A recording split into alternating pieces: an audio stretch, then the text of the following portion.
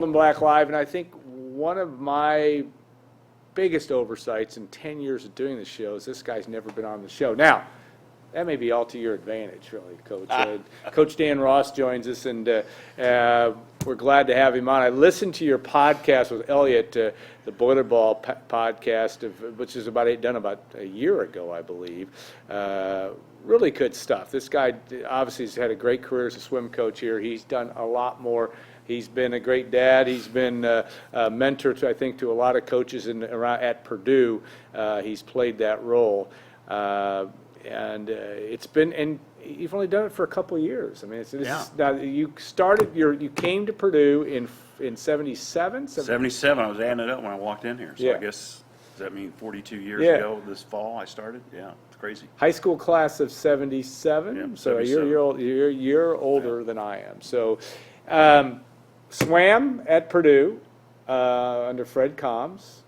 And I think your story of how you talked about how you got into coaching, and of course you were paid a high amount of money to start. But tell us that story a little bit in terms of. Well, first of all, Elliot and they lost most of the good stuff that I said in the interview. They went into some black hole in the media space. So I had some pretty good stories in there. So when you've been around as long as I have, it's you got really good stories. And my wife Sally, who you know really well, was in the John Purdue Club for a while. President's Council in Purdue, and now is at PRF. So and a legend in Crawfordsville, she is. Legend, yes, exactly. So. I mean, I was a swimmer here. I was a walk-on at Purdue for Fred. And after my senior, actually, I stopped swimming in January. I had a atrial fib thing before they even knew what atrial fib was. Yeah. And didn't swim that year, so I finished up as a coach. And then the next year, I was a quarter-time assistant, making $129 every other week. I love that one. And then I was a half-time assistant, and then I was a full-time assistant, making $13,000. 1983. That went a long way at the chocolate shop back in those days. So.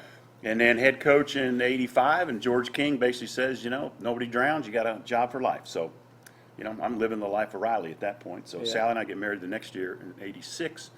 And, just amazing. It's, my dad went to Purdue from Detroit, graduated in 52 as the editor of the Purdue Engineering Magazine. And worked at the Savannah River plant in South Carolina where they make the plutonium and tritium and all that stuff. So I had that experience. Thought I was going to be a chemical engineer. And I was no more a chemical engineer than a man on the moon. So after 2 years, I decided I was going to be a pilot or I was going to be a swimming coach. And who knows? I never, ever, ever dreaming that I'd be doing this. And then somehow, however many years it is now later, it's an amazing ride. And I think we're at the best place we've ever been as far as the athletic department and where I am with our program and who I'm working with John Klinge and Adam Soldati and Brian Barnes, my assistant, is amazing. So I'm just it's a great time to be a Boilermaker. Yeah, your program has been, and what another thing that's amazing is the fact that you've been in the Aquatic Center since 2001, which just doesn't seem possible. One of my favorite stories, I don't know if it's one of yours, I think your one appearance on the cover of Gold and Black with Kathy Wright-Eager and Tom Campbell sneaking out in the pile that I think we probably shouldn't have been doing, took a picture of you guys and that thing. I think either Tom or somebody almost fell. It was a lawsuit waiting to happen. We weren't supposed to be out there. I don't think we were, but that facility has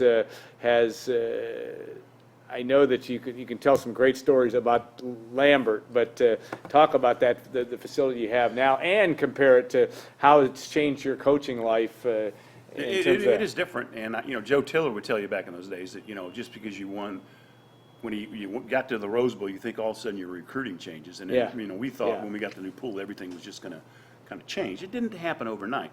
But it changed everything from the way you coached, from the way you can compete, the way you can train, do all those kind of things. So all we really wanted at that time was something that we could train in, because all we had was a 6-lane pool. So people don't understand, Lambert was 169,000 gallons. Sounds like a lot. Well, the Aquatic Center is 1.4 million gallons. So you have so much more space and you can do so many more things. And you can also have other programs at other times of day to go through there so that then we can maximize our time in the pool. So the first thing I had to learn how to do was speak without losing my voice. Because you're trying to project across this huge amount of things. So it took me a while to figure that out. And then to just figure out space and then you have to have assistants that are really good, because you can't, I had 6 lanes, and I'm basically looking at them all right Yeah, here, okay? yeah. But now I'm looking like there's 20 lanes, so I Yeah. can't keep track of every single person.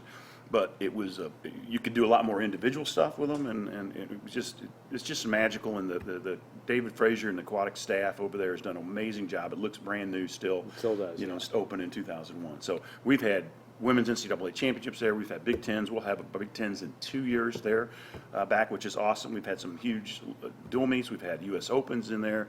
We've been able to host a lot of really good, bring a lot of prospective students to campus, not just Yeah. swimmers, and do some events that are you know, the country's looking at. So it's been a good ride. Unbelievable that has been there, and it has been as efficient and as effective a facility. Because sometimes when you build facilities, there's always something missing on the front end. It doesn't seem like on that one that there's anything that you didn't. You know, get. that did not happen by accident. Yeah. I picked the brain of a lot of people. The modern aquatic center was kind of born in Texas in the late 70s, and then Indianapolis was built, and then those. So we're kind of, okay, we got who did it right, who did it wrong, and we took a Purdue plane and we flew to Michigan, and nothing against Michigan now, because they've totally changed that pool now, but we went up there to see a lot of things they didn't do right. And then we flew to Minnesota to see a lot of things they did, picked the brain of Pete Lindsay, who was at Miami, Ohio, and he built a pool and saw all the things that we needed, and I think it really helped that it was tough waiting that Yeah. long, but to Yeah. wait that long to build it, is we learned a lot of things, and it became a better facility for longevity than maybe it would have been if we had built it in the 80s. Yeah, no doubt. It's a great facility. When you talk about swimmers now, and as opposed to when you swam, and I had a daughter that swam for a little bit, the unbelievable dedication of what it takes to be a swimmer at this level, and the time it takes. Has the student athlete changed over the years? Or they just become more dedicated? I mean, you end up having great students, it seems. I'm sure they're not all that way, but many are, go on to do so many great things. But tell me about how the makeup of the student, has it changed much, or has it just gotten more intensified? Or I don't think student athletes have changed a whole lot. I think parents might have, Yeah. including me. Yeah. Yeah, I raised 3 kids, Sally and I, and I think we did a decent job, but a couple of them, you know, they struggled Yeah. with some things with going off to school. So it's a hard time. These kids, when we go to a meet, this is how we look at it, is that, okay, I'm saying about 2/3 of the people at let's say a national level meet, 1,400 swimmers. So 2/3 of these guys, when they get to campus, they're going to have some issues just growing up. Yeah, no question. So what you're trying to do is figure out, okay, are we the right fit for them? So when that does happen, Yeah. we can help them with it. So finding the right fit, I try to explain it to them as like, you're trying to find the most comfortable place, so when it gets uncomfortable, which it will, Yeah. that you're going to be able to make it through. And I've seen it happen, and I you know, when the parent, somebody says, okay, and they all say, oh, you're never going to have to worry about him. He's going to be fine. He'll Yeah. never go out drinking. He'll never go out. And I'm like, oh, I better write this down. Yeah. Okay, we've got something to worry about here. Kids are kids. Yeah. So they haven't changed a whole heck of a lot. Swimmers, you know, we don't do as much volume as we used to do. We were nuts back in the 80s, but still, we're probably more like wrestling. Wrestling and swimming are probably similar. It's just such a grind and theirs is contact. Ours is more just overuse type of thing. So yeah, it takes a unique guy to get up in the morning, and I'm 60 now. I don't like getting up in the morning either. So, but we still have 6:30 practice a few days a week, and so that we can get some things accomplished. But yeah, they're very dedicated. And then having swimmers and divers is trying to bridge that gap. And so really what we do is, I'm not just a swimming coach. I'm a facilitator. I'm a psychologist. Yeah. You're trying to, I'm the head coach. Trying to get the divers, the swimmers all on the same page. And we have an unbelievable relationship with our divers and our swimmers. And then get the leadership. And right now we've got great senior leadership. We have a small senior class, but in Trent Pelini in our junior classes are one of the captains with Will Shrinsky and Nick McDowell, and they're really, really solid. So our culture is really good. And it goes over with our women's program that John Klinge swam for me way back when. His assistant, Molly Belk, is just fabulously enthusiastic. My assistant, Brian Barnes, the head coach at Notre Dame for 7 years, and his wife passed away. He's a single dad. He got out of coaching a little bit, and this is like the dream scenario for me to have somebody like that in here. And then Adam Soldati is one of my best friends, the best diving coach in the country, if not the world. So we just have a great situation. Darlene Rainey, who I coached in the '88 Olympic trials, runs our office. So we have a really, really good situation. But what's unique now is we just have a really good culture, men and women, divers and swimmers, And Brian has brought something to me where Jay left to go to Ball State, Yeah. which he is doing an amazing job at Ball State, just absolutely amazing. Chris Ball's one of our summers over there helping him. They're doing a great job. But then Brian being able to come in here and help me, he's like the yin to my yang. I mean, Yeah. he does things that I'm not very good at. Yeah. And I think coaching, a lot of it is learning what you're not good at. Yeah. And I think that's, the older I get, the better I realize that, okay, I'm not that good at this. I need to surround somebody that can do this for me or with me or teach me how to do it or whatever. So that's part of coaching, is learning what you're not good at, taking what you are good at and use it, and then surrounding yourself with people that can really help you. You know, one of the things that I loved in your podcast with Elliot, but your mantra with your team and how you expect your team to be, love your teammates, which is a great thing, a way to do business. Tell us about how that came about and what that means. You know, I'm pretty good friends with Dan Dockich, and I make fun of him a little bit because he's so, he's more of an entertainer than a media guy. We talk about things. He probably makes fun of this kind of stuff, but it really is. If you care about your teammates and you put them first, and then you're going to want to do the right thing for them. Yeah. And if you do the right thing for them, you end up doing the right thing for yourself, and you're going to end up having success. Because when you're on a block in an individual sport and you have 20-some teammates over there wanting you to have success, it just, you do the right thing more often. And we haven't always had it that way, and there's always issues. Yeah, sure. And, Matt Painter and I are good friends, and several years ago, they had a rough year, when they were way down in the conference. He says, it wasn't a basketball issue. Yeah. It was a locker room issue. Yeah. And where you are is you got to have, but see, here's the thing. You have to give up something in order to get power. You need to give up power to get power. If you empower your kids to take ownership of it, you're giving up something a little bit. It's a little scary. But you got to have courage to do it. And then what happens is you get power back because they are empowered, they want to do the right thing, and they want to do more. My volunteer assistant, Alex Jordan, who was Eddie Reese's volunteer assistant last year, the legendary coach at Texas, and he now helps run BA with Chad Dillon. Yeah. Anyway, he had the thing I thought was really good. It's like, okay, if you can paint a picture of the future for your team, like where we're going to be in February, and it is so attractive that they want to get there so badly, so quickly, they will do everything every day to create that and make it a reality as opposed to a dream. Yeah. And when you do that every day, it's an amazing thing. You come out of practice. I come home to Sal. I said, another great practice. I'm shaking my head. I can't believe we're asking for this and we're getting it out of them. And then now we're to the point where we've been asking so much that, like yesterday, we just chilled. We just wrote a kind of a recovery practice. Brian just said, stay away. Let's don't coach them. Let's just let them do their thing. Yeah. And they did it. Everybody did their own little thing. And then we get back at it this morning. So empowering your student athletes to take care of each other, love each other, do all this things. It sounds guru-ish and all this stuff, but I tell you, it's the only way I know how to do it. Yeah. And is take care for those guys. Yeah, and you've been able to do that, and that culture has been there as long as I've observed it. And sometimes it doesn't always come back. You don't always know it in real time, but it has been that way. Tell me about when you've had guys like Steele Johnson and David Bodiah as divers. What has that meant to your entire program? I mean, in terms of recruiting, in terms of interest, in terms of recruiting sprinters, distance folks. What does that mean? The story, first of all, is we had the worst diving facility in the country for forever, right? Yeah. Since the 37, 39, when Lambert got open. Yeah. We couldn't even dive legally 3 meter in our pool. Yeah. And God bless Jim Mountjoy did a great job when he was there, but we never had a full-time coach. And then so what happens when we built the facility? This is exactly what happened. We were able to get Winbo Chin to come here from Moultrie, Georgia, where it was kind of a national team kind of place. Guy had put a lot of money into it. And he got Carrie McCambridge. Yeah, big deal. He got Carrie McCambridge because from his coaching club, and she was from Ohio and came. And so he got that All-American, and then got Steve LeBou, who's now still diving the high meter stuff and did it in Korea and everywhere else. And then we were able to get Adam when Winbo left to take the national team. So it started with Winbo, and then it started with Winbo getting Carey. So that kind of set up the aquatic center. So everything in the aquatic center is, you look down there and you see the diving well. Yeah. And now you see the people up on the diving well.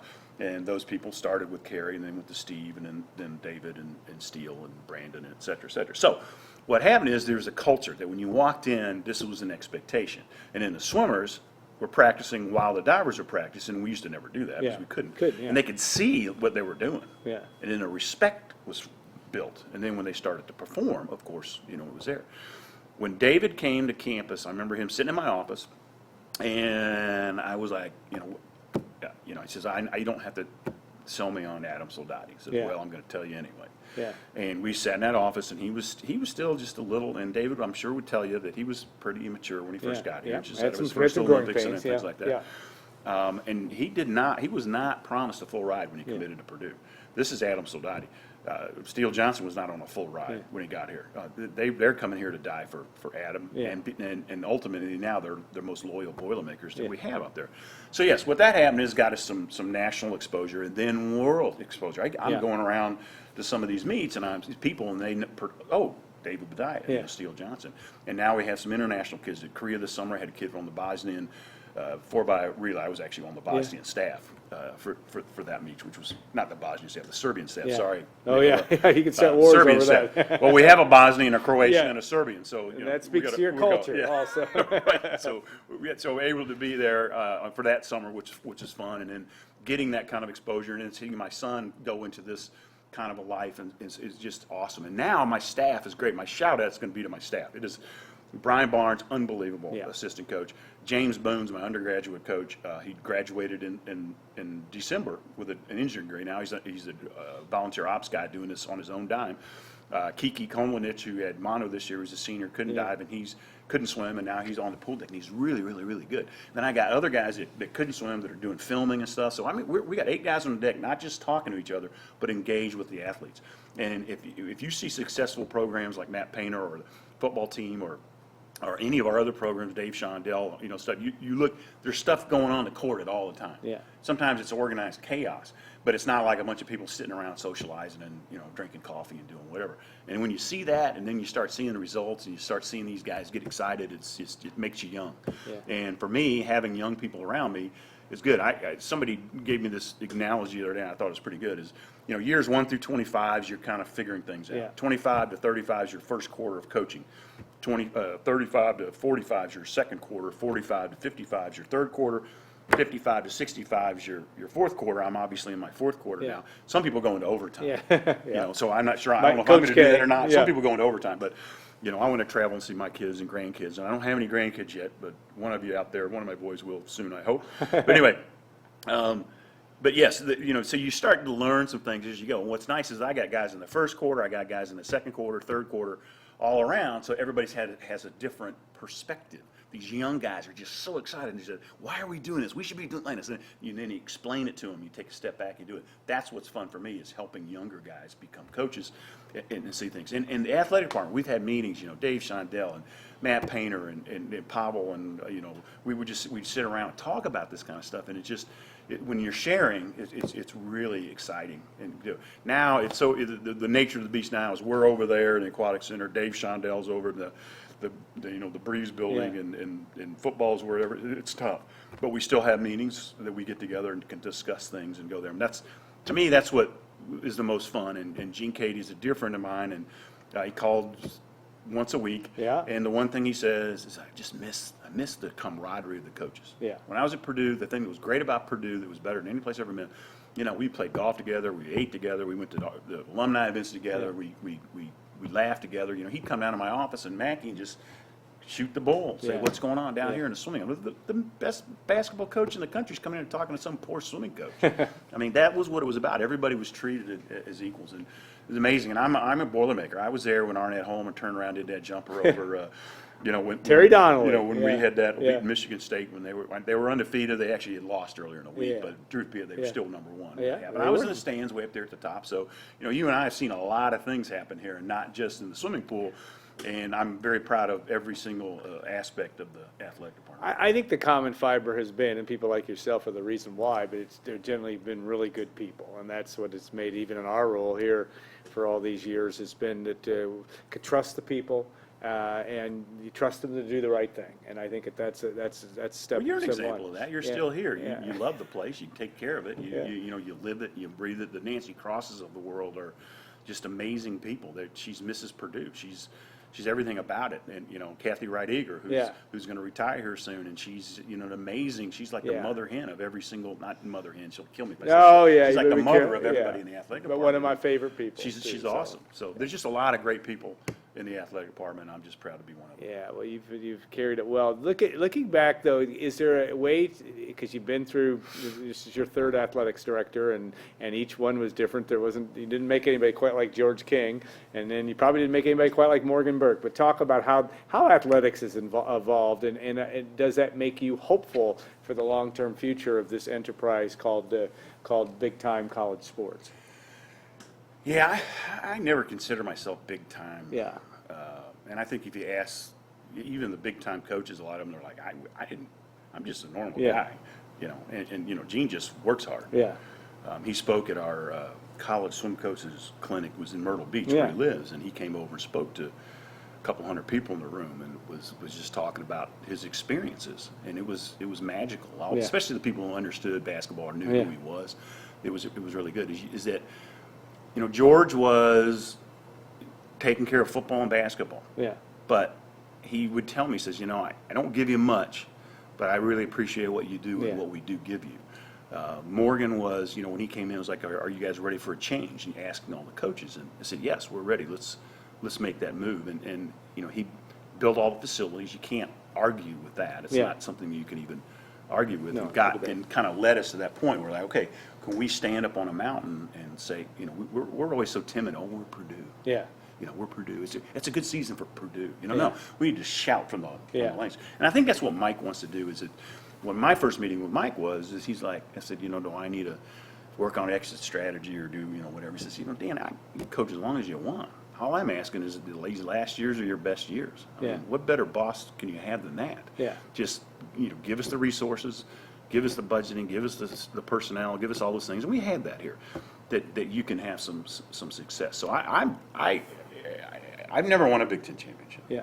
I want to do something that's never been done, and that's what we're trying to do now. So I've been here a long time. I don't have a whole lot to brag about, but the stuff that I do, the kids on my team, the guys that have graduated, the guys that have gone out into things, I'm just so proud of what they've done and what they've created as far as the culture. And now I just feel like our best performances are about to happen. Yeah, and I think you guys have, it is an extremely competitive league. It's kind of like what Dave Shondell has to deal with. Dave's birthday, by the way, today. 62 today. He's always older than us.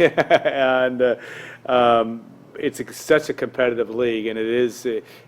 Basketball's it's crazy. Yeah, I mean, talk about that in terms of what it takes, and there are formulas to winning. I mean, obviously you've got you're strong in diving, and you've got certain areas of strength. But how do you use that in terms of recruiting, in terms of who you want on your team? Do you try to build it to more for sprinters, more for distance people? That's a good question. First of all, you take the best athlete you can get. I think every coach would tell you that. If you need this, but you have available this, you get that kid. What Jay and I did a few years ago, right before Brian got in here, and we started to focus on. We were getting. Let's say we had a guy that was homeschooled in Southern California, wanted to be a journalism major. Yeah. First time it got cold. Yeah. Couldn't leave his dorm. Thinking so. We started. Okay, we got to find guys. Now we have several people from California now, in Southern California, and from Dana Point, places that you would not want to move to Lafayette if you've never lived in Dana Point, but their majors are here. There's things that they want to study. We went for the management majors who went for the guys that were going to be engineers, and those came and brought those guys in. And then what happens is they're there for that, and they're there for swimming, not just for swimming or not just for school. We're getting the right guys in. So I think that's been our approach. And then with Brian, what we're doing is just get guys that we can coach and make them better.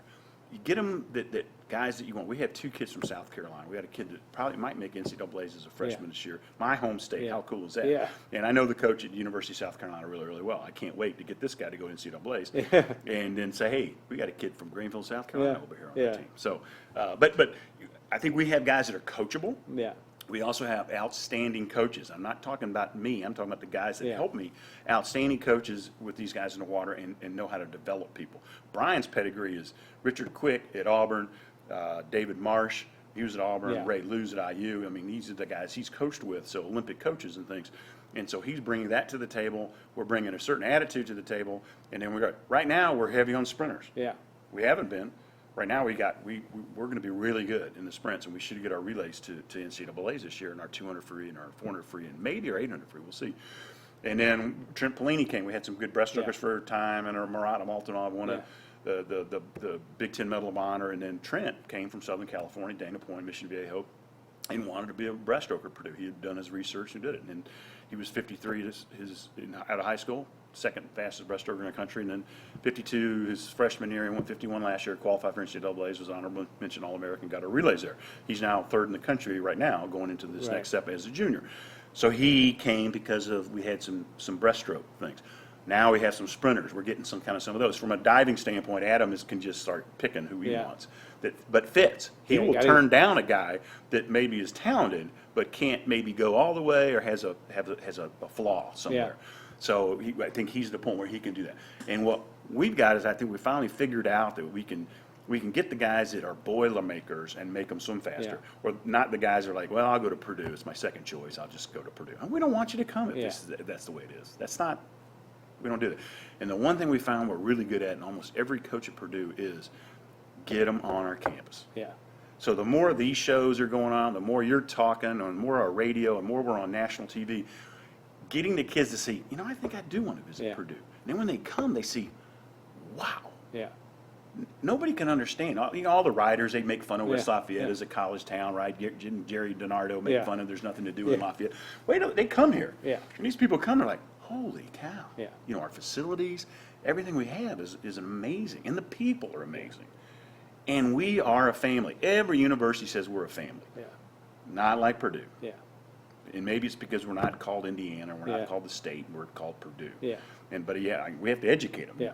I'm not sure. California people think we're New Jersey. New Jersey people think we're who no heck knows. But we're the they Harvard think of the we are. Midwest, right? Yes. So there you go. Exactly. Yeah, that's a factor that, again, I think you've done a great job of bringing that forth for these years. We're going to do this again. We're going to do this every year now. Well, now that you're in your fourth quarter. I'll start. I got Bob DeMoss stories, Dale. Oh yeah, Sanders we haven't even stories. gotten into the Gene Katie Those things. That's what we really need to talk about. and So- the driving, the golf stories in the summer and those kind of things. Oh yeah, PG. Janet DeMoss asking she's driving by Kokomo and going on her way to somewhere in Ohio, and she's like, Kokomo's like right here? I thought it was like way on the other side of Ohio, because he'd go to Kokomo and wouldn't make it back for 2 days. She's like, Kokomo's only right here? We'll talk We'll about have that a lot another of those down the road. Okay, we're going to take a 2-minute break, bring in Tom Dienhart. We'll talk a little bit about Purdue football and then some as we close out today's edition of Gold and Black Live.